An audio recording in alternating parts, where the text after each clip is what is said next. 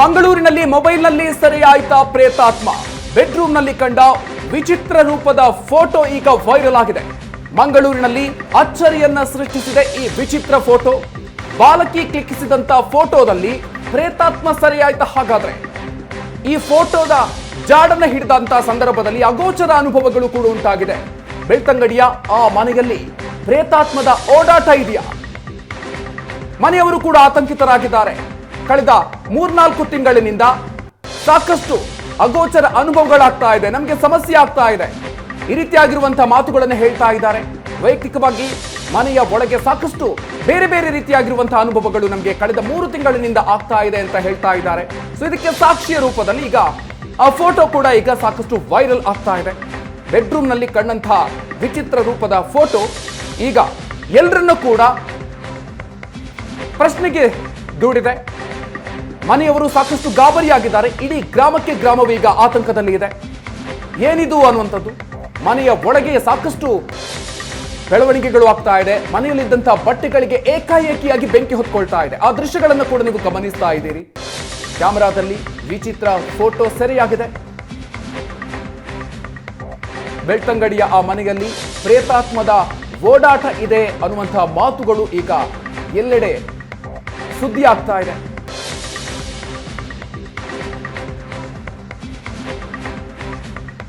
ಇನ್ನು ಅಮಾನುಷ ಶಕ್ತಿಯ ಸಂಚಾರಕ್ಕೆ ಇಡೀ ಕುಟುಂಬವೇ ಶಾಕ್ಗೆ ಒಳಗಾಗಿದೆ. ಬೆಳ್ತಂಗಡಿ ತಾಲೂಕಿನ ಮಾಲಾಡಿ ಗ್ರಾಮದಲ್ಲಿ ಆಗಿರುವಂತಹ ಘಟನೆ ಇದು. ದಕ್ಷಿಣ ಕನ್ನಡದಲ್ಲಿ ಈ ಫೋಟೋ ಈಗ ಸಾಕಷ್ಟು ಅಚ್ಚರಿಗೂ ಕೂಡ ಕಾರಣ ಆಗ್ತಾ ಇದೆ. ಉಮೇಶ್ ಶೆಟ್ಟಿ ಅವರ ಕುಟುಂಬವನ್ನ ದುಷ್ಟ ಶಕ್ತಿ ಹಾಗಾದ್ರೆ ಕಾಡ್ತಾ ಇದೆಯಾ? ಈ ಪ್ರಶ್ನೆ ಅವರಲ್ಲಿ ಈಗ ಉದ್ಭವಿಸಿದೆ. ಪತ್ನಿ, 2 ಹೆಣ್ಮಕ್ಕಳ ಜೊತೆಗೆ ಉಮೇಶ್ ಶೆಟ್ಟಿ ವಾಸ ಇದ್ರು. ಕಳೆದ 3 ತಿಂಗಳಿನಿಂದ ದುಷ್ಟ ಶಕ್ತಿಯ ಕಾಟಕ್ಕೆ ಈ ಕುಟುಂಬ ತತ್ತರಿಸಿ ಹೋಗಿದೆಯಂತೆ. ಸಂಜೆ 7 ಗಂಟೆಯ ನಂತರ ಮನೆಯಲ್ಲಿ ದುಷ್ಟ ಶಕ್ತಿಗಳ ಕಾಟ ಆರಂಭ ಆಗುತ್ತೆ ಅಂತ ಹೇಳ್ತಾರೆ. ಮನೆಯಲ್ಲಿ ಪಾತ್ರೆಗಳನ್ನ ಎಸೆಯತ್ತೆ. ಮನೆಯಲ್ಲಿದ್ದಂತಹ ಬೆಂಕಿಗಳಿಗೂ ಕೂಡ ಏಕಾಏಕಿಯಾಗಿ ಬೆಂಕಿ ಹೊತ್ಕೊಳ್ಳುತ್ತೆ ಅಂತ ಅವರು ಹೇಳ್ತಾ ಇರೋದು. ಅದಕ್ಕೆ ಸಂಬಂಧಪಟ್ಟಂತ ಒಂದಷ್ಟು ವಿಡಿಯೋಗಳನ್ನು ಕೂಡ ಸರಿ ಹಿಡ್ಕೊಂಡಿದ್ದಾರೆ. ಕೂಡ ಆ ಭೂತ ಮತ್ತು ದೆವ್ವಗಳ ಕಾಟಗಳ ಬಗ್ಗೆ ಅಥವಾ ಪ್ರೇತಾತ್ಮಗಳ ಕಾಟಗಳ ಬಗ್ಗೆ ಅನೇಕ ಕಥೆಗಳಿರುತ್ತೆ. ಆದರೆ ಅದರನ್ನು ಅನುಭವಿಸಿದವರಿಗೆ ಮಾತ್ರ ಅದು ಎಷ್ಟರ ಮಟ್ಟಿಗೆ ಎಫೆಕ್ಟ್ ಆಗುತ್ತೆ ಮತ್ತು ಅದರ ತೊಂದರೆಗಳೇನು ಅನ್ನುವಂಥದ್ದು ಗೊತ್ತಾಗುವಂಥದ್ದು. ಇದೇ ರೀತಿಯಾದಂಥ ಘಟನೆ ದಕ್ಷಿಣ ಕನ್ನಡ ಜಿಲ್ಲೆಯ ಬೆಳ್ತಂಗಡಿ ತಾಲೂಕಿನ ಮಾಲಾಡಿ ಅನ್ನುವಂಥ ಒಂದು ಜಾಗದಲ್ಲಿ ನಡೀತಾ ಇದೆ. ಈ ಒಂದು ಗ್ರಾಮದಲ್ಲಿರುವಂಥ ಉಮೇಶ್ ಮತ್ತು ಅವರ ಕುಟುಂಬಸ್ಥರು ಏನಿದೆ, ಫ್ಯಾಮಿಲಿ ಏನಿದೆ, ಅವರ ಪತ್ನಿ ಮತ್ತು 2 ಮಕ್ಕಳು ಈ ಮನೆಯಲ್ಲಿ ವಾಸ ಮಾಡಲಿಕ್ಕೂ ಕೂಡ ಸಾಧ್ಯ ಆಗದೇ ಇರುವಂಥ ಪರಿಸ್ಥಿತಿ. ನಿತ್ಯವೂ ಕೂಡ ಒಂದು ಅಮಾನುಷ ಶಕ್ತಿ ಇವರನ್ನ ನಿರಂತರವಾಗಿ ಅವರಿಗೆ ತೊಂದರೆ ಕೊಡ್ತಾ ಇದೆ.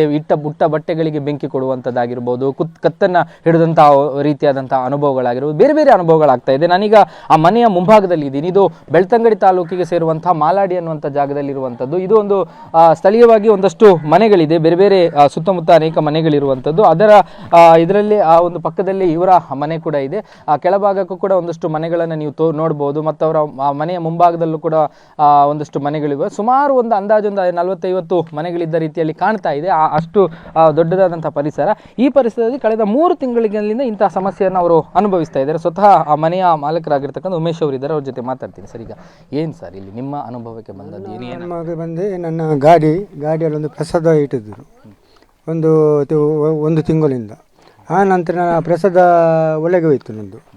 ಆ ನಂತರ ಈ ಮನೆಗೆ ಒಳಗೆ ಹೋಗಿ ಪಾತ್ರೆ ಬಿಸಿಲು ಶುರುವಾಯಿತು. ಆ ನಂತರ ಬೆಂಕಿ ಇಡಲಿಕ್ಕೆ ಶುರುವಾಯಿತು. ಆ ನಂತರ ನನ್ನ ಹೆಂಡತಿ ಕುತ್ತಿಗೆ ಇಡಲಿಕ್ಕೆ ಶುರುವಾಯಿತು. ಮನೆ ಒಳಗೆ ಮಲಗಲಿಕ್ಕೆ ಇಲ್ಲ. ಹೊರಗೆ ಬಂದರೆ ಏನಿಲ್ಲ, ಒಳಗೆ ಬಂದರೆ ಹೋಗಲಿಕ್ಕೆ ಬಿಡುವುದಿಲ್ಲ. ದಿವಸ ಇದೇ ಆಯಿತು ನನಗೆ. ರಾತ್ರಿ ಮಲಗಲಿಕ್ಕೆ ಇಲ್ಲ. ಇವಳಿಗೆ ಕುತ್ತಿಗೆ ಹಿಡಿದು ನಾನು ಕೂತ್ಕೊಳ್ಬೇಕು. ಆ ಪರಿಸ್ಥಿತಿಯಲ್ಲಿ ಇಲ್ಲಿ ಮನೆಯಲ್ಲಿ ಉಂಟು. ಆ ಗಾಡಿಯಲ್ಲಿ ಪ್ರಸಾದ ಬಂದ ಮೇಲೆ ಈ ಥರ ಆಯಿತು. ಈಗ ಆ ಗಾಡಿಯಲ್ಲಿ ಪ್ರಸಾದ ಅಂತ ಹೇಳ್ತಾರೆ, ಅದು ಎಲ್ಲಿಯ ಪ್ರಸಾದ, ಯಾರು ಇಟ್ಟಿದ್ದು, ಅದು ಯಾರು ಇಟ್ಟಿದ್ದು ಅಂತ ನನಗೆ ಗೊತ್ತಿಲ್ಲ. ನಾನು ಗಾಡಿಯಲ್ಲಿ ಕೆಲಸದಲ್ಲಿ ಒಂದು ಕಡೆ ಇಟ್ಟರೆ ಅಲ್ಲಿ ಹಿಂದೆ ಬಂದು ಇಟ್ಟುಕೊಂಡು ಹೋಗ್ತಾರೆ. ಅಲ್ಲಿ ಹೋಟೆಲಿಗೆ ಚಹಾ ಕುಡಿದು ಹೋದರೆ ಅಲ್ಲಿ ನಾನು ಚಹಾ ಕುಡಿದು ಬರುವಾಗ ಅಲ್ಲಿಗೆ ಅದರಲ್ಲಿ ಪ್ರಸಾದ ಇರ್ತದೆ. ಒಮ್ಮೆ ಇಡುವುದಲ್ಲ, ತುಂಬ ಸಲ, ಒಂದು ದಿವಸಕ್ಕೆ ಒಂದು ಇಡ್ತಾರೆ ಅವರು. ಆ ಥರ ಕೆಲಸ ಮಾಡ್ತಿದ್ದಾರೆ.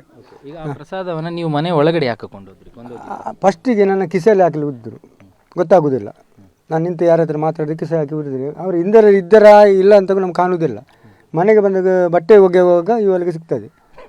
ಯಾರಿಗೆ ನನ್ನ ಹೆಂಡತಿಗೆ ಹೇಳುವಂಥದ್ದು ಪ್ರಶ್ನೆ ಮಾಡಿ ಪ್ರಶ್ನೆ ಮಾಡಿದ್ರೆ ಕೇಳಿದೆ. ಅಲ್ಲಿ ಹೇಳಿದ್ರೆ ಇದು ನಿಮಗೆ ಮಾಟ ಮಾಡಿ ಎಲ್ಲ ಬಂದದ್ದು, ನೀವು 4 ಜನನನ್ನು ತೆಗಿಲಿಕ್ಕೆ ಅದು ಮಾಟ ಮಾಡಿದ್ದು, ಅದಕ್ಕೆ ನೀವು ಏನೋ ಸೂತ್ರನ ಇಡಬೇಕು, ಇಲ್ಲದ್ರೆ ಅದನ್ನು ಈ ಮನೆ ಒಳಗೆ ಇದ್ದದನ್ನು ಹೊರಗೆ ಇದು ಮಾಡಬೇಕು, ಉಚ್ಚಾಟನೆ ಮಾಡಬೇಕಂತ ಹೇಳಿದ್ರು ಅವರು.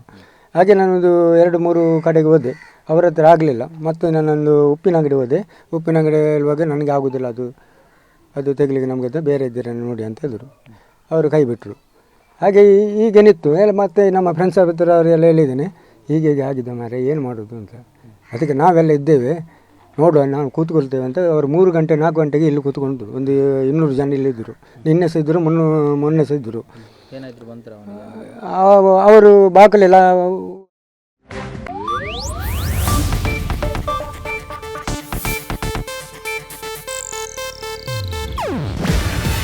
ಇದು ಏಷ್ಯಾನೆಟ್ ನ್ಯೂಸ್ ನೆಟ್ವರ್ಕ್ ಪ್ರಸ್ತುತಿ. ನೀವು ನೋಡ್ತಿದ್ದೀರಾ ಏಷ್ಯಾನೆಟ್ ಸುವರ್ಣ ನ್ಯೂಸ್.